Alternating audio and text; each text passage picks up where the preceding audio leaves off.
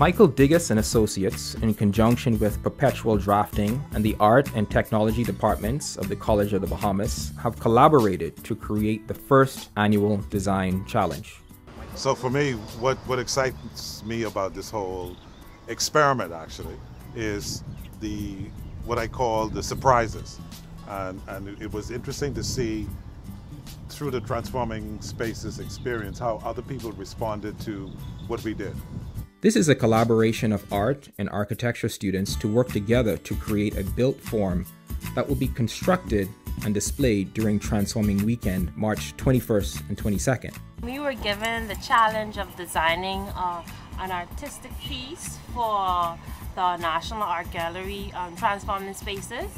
So we were given this 20-foot cube where we had to subtract space from it, and what we came up with this design.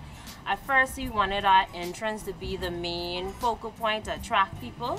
So you could see little cubes here. It's like a rhythm of cubes, and then you have the hierarchy. The National Art Gallery of the Bahamas graciously have allowed the use of their northwestern lawn space for the construction and display of the chosen piece. Sponsors met with students on February 3rd to explain the challenge that would consist of architectural students working in groups of 3 and 4 and taking direction from art students to create a space to display their artwork.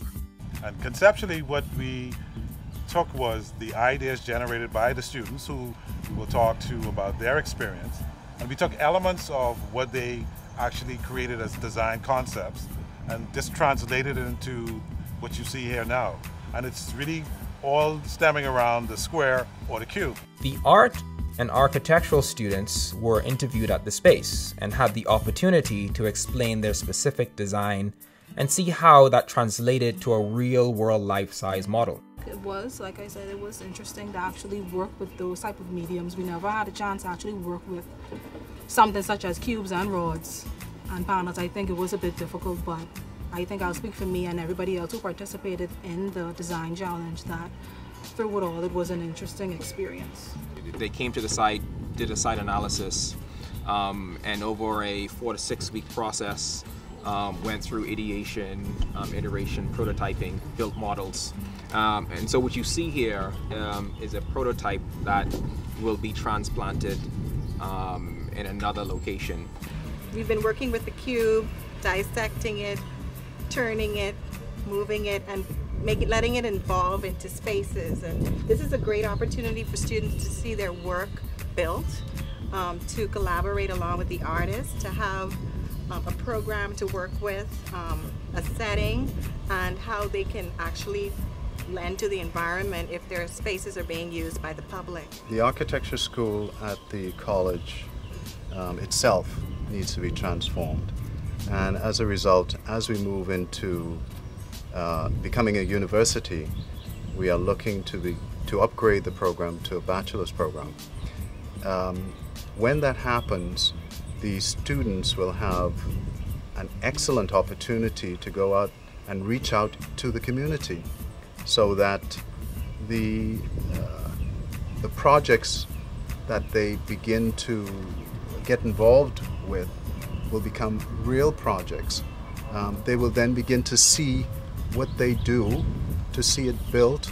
The actual theory then becomes reality. As the idea of Transforming Spaces alludes to, the lawn of the gallery was not to be the final resting place for the pavilion. Mr. Michael Edwards, in conjunction with partners in the Lewis Street area, were told about a gentleman whose home had burnt down in the area and was living in the burnt shell for almost a year. Oh, at least when I was going by the kind of lady out there, Sandra, for her papers, my sister came up there to the Guardian office, to the Tribune office, and she told me, say, my house is on fire. And when I came back, I had me house that almost burned right down, but my girlfriend, she was out in the road. They say probably someone might have catch it, but I say, that's just the house come from Sandstone, we used living outside and I on piece of it. Our pavilion transformed into a shelter for this man and his family, who were eternally grateful for the gift received that started as a design idea project for the COB students just a few months prior. We never know where design will end up and what it will transform into and how it will affect the lives of people.